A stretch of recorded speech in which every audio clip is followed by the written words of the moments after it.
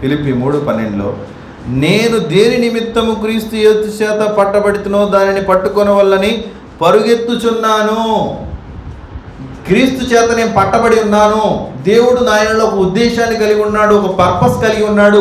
దాని నిమిత్తం నేను పరుగెడుతున్నాను. We have to set our goals. అంటే దేవుని మనం ప్రేమిస్తున్నామని అర్థం. అది ఆయన నాయనలో కొన్ని ఉద్దేశాలు కలిగి ఉన్నాడు, కొన్ని పర్పసెస్ కలిగి ఉన్నాడు. వాటిని నెరవేర్చాలి, వాటిని నేను చెయ్యాలి.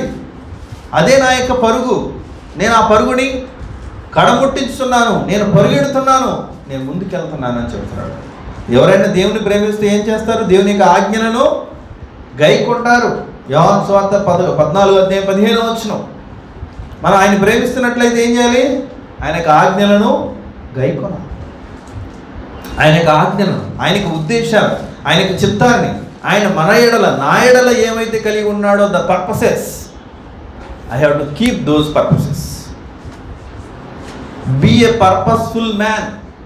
ఒక ఉద్దేశం కలిగినటువంటి వ్యక్తిగా ఉండాలి. Be a purposeful believer.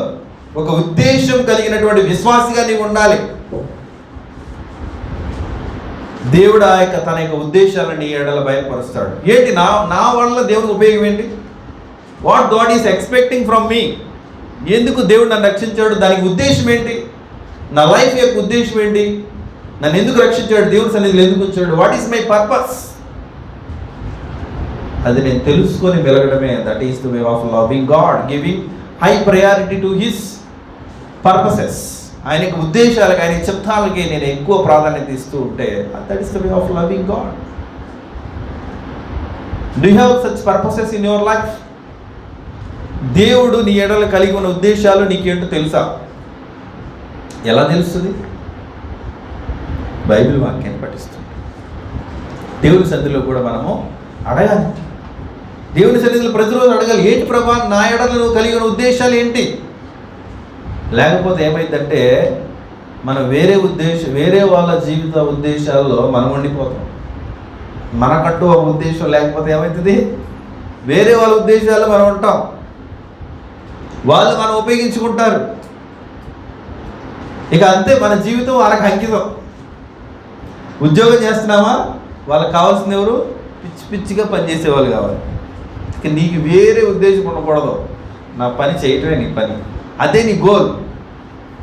నీ ఫ్యామిలీని వదిలిపెట్టి ఏదైనా అన్నీ వదిలిపెట్టు, వాళ్ళ గోల్స్. అది లోకం, సాతాను ప్రేరేపించేటువంటి ఒక విషయం. దాసులు అయిపోతున్నారు, ఉద్యోగాలకి దాసులు. మన ఉద్యోగాలకు దాసులు అవ్వడానికి we are not for that, we are not for them. ఏదో సర్వైవల్ పర్పస్ కోసము నేను ఉద్యోగం చేస్తున్నా, దానికి నువ్వు డబ్బులు ఇస్తావు, నేను నా కుటుంబాన్ని నేను సర్వైవ్ చేసుకుంటాను. అంతేగాని నా లైఫే నీ కోసం అంటే how it is? No, that's not right way. అందుకని మనం ఉద్యోగాలు చేసేది ఏదో వాళ్ళకి దాసులుగా కాదు. అక్కడ పని చేస్తున్నావు, నాకు డబ్బులు ఇస్తాను, నేను ఖర్చు పెట్టుకో, నమ్మకంగా పని చేస్తాను. అంతేగాని నా టైంను మొత్తం కూడా నన్ను మీకు ఇచ్చేసుకోవాలంటే నా ఉద్దేశాలు ఏమవుతాయి? నేను దేవుని వాడాను కదా. సో ఇట్లా మన పర్పసెస్ మనం చూసుకుంటూ పోతే అనేకమైన విషయాలు ఉంటాయి. పౌలు గారిని దేవుడు అందుకనే పట్టుకున్నాడు. అన్ని జనులకు అపోస్తలులుగా దేవుడు నియమించాడు. ఇక నేను దానికోసం పరిగెడుతున్నాను. నా యొక్క పని అది. నిన్ను ఏ స్థితిలో దేవుడు పిలిచాడో, ఏ పని చేయమని చెప్తున్నాడో ఆ పని చేయను. ఆ పని చేస్తూ మనం వెళ్ళాలి అంతే. ఆ పరిస్థితులు లేకపోతే ఆ పర్పస్ని దేవుడు బయలుపరుస్తాడు నీకు. ప్రతిరోజు మనం అడగాలి ఇది. లేకపోతే నేను ఒక గోల్లెస్ పర్సన్ అవుతాను. నాకు ఒక గమ్యం లేని, లేకపోతే లక్ష్యం లేనటువంటి వ్యక్తిగా నేను ఉండిపోతాను. నాకు ఒక లక్ష్యం ఉండాలి స్పిరిచువల్లీ. ఏంటి నేనేం చేస్తున్నాను? అసలు నా లైఫ్ ఏంటి? నేనేం చేస్తున్నాను? నేను ఎక్కడ ఉంటున్నాను? అసలు నా దేవుడు నా యొక్క కలిగే ఉద్దేశం ఏంటి? ఇది మనం పరిశీలించుకోవా? ప్రతిరోజు పరిశీలించుకోవాలి. ప్రతి వారం ఇంకా పూర్తిగా సంఘముగా నన్ను పరీక్షించుకోవాలి, ఇంకా పరీక్షించుకోవాలి. అదే కదా మనం లెక్కలు చూసుకునేది. ప్రతిరోజు లెక్క చూసుకునేది అదే. వారానికి వచ్చేసరికి కూడా ఇక్కడ లెక్క చూసుకునేది ఏంటి?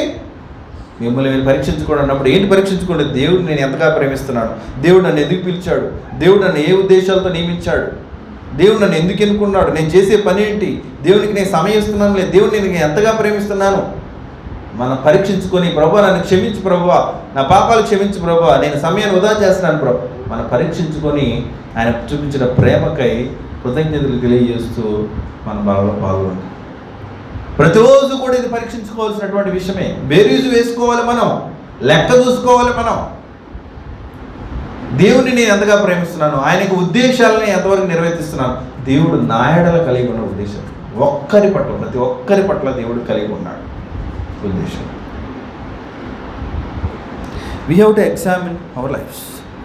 ఈ యొక్క తన యొక్క దేవుని యొక్క ఉద్దేశాన్ని నిర్వర్తించేటువంటి విషయంలో ఎన్నో సఫరింగ్స్ ఉంటాయి, ఎన్నో శ్రమలు ఉంటాయి. శ్రమలు వచ్చినప్పటికీ కూడా ఆ ఉద్దేశాన్ని మనము విడిచిపెట్టాం.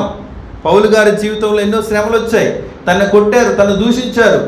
దేవుని నాయన కలిగి ఉన్న ఉద్దేశాన్ని మాత్రం నేను నిర్వర్తిస్తూనే ఉన్నాను, నేను పరిగెడుతున్నాను, నీకు అంతే. ఆ ఉద్దేశాన్ని పూర్తిగా నేను కంప్లీట్ చేయడం కోసం పరిగెడుతున్నా. I'm running. దాన్ని నేను కంప్లీట్ చేయాలి. దాంట్లో సాక్రిఫైస్ ఉంటాయి, త్యాగం చేయాల్సి ఉంటుంది. కడుపు కావచ్చు, ఉండొచ్చు, తినొచ్చు, తినకపోవచ్చు, ఎట్లాంటి స్థితులైనా ఉంటాయి. But I have to fight for that purpose. ఆ యొక్క పర్పస్కి నేను చెవి యొగ్గాలి, విధేయత చూపించాలి. పూర్తిగా నన్ను నేను సమర్పించుకొని ప్రభు కోసం నేను బ్రతకాలి. ఇట్లా వెళ్తూ ఉంటే సో పక్కన కుటుంబ బాధ్యతలు నిర్వర్తిస్తూనే ఉంటాం, తల్లిదండ్రుల బాధ్యతను నిర్వర్తిస్తూనే ఉంటాం, నా జాబ్ రెస్పాన్సిబిలిటీస్ నేను నిర్వర్తిస్తూనే ఉంటాను. బట్ నన్ను చూసినప్పుడు గుర్తుకు రావాల్సింది my high priority is my God అనేది అందరికీ తెలియదు. నేను కుటుంబ బాధ్యత నిర్వర్తిస్తున్నా, పిల్లలను చూసుకుంటున్నా, జాబ్ చూసుకుంటున్నా, but every one should know that my first priority is my God. వీడు దేవుని సన్నిధిని విడిచిపెట్టడు, ఆదివారం చర్చిలోనే ఉంటాడు. They have to know that.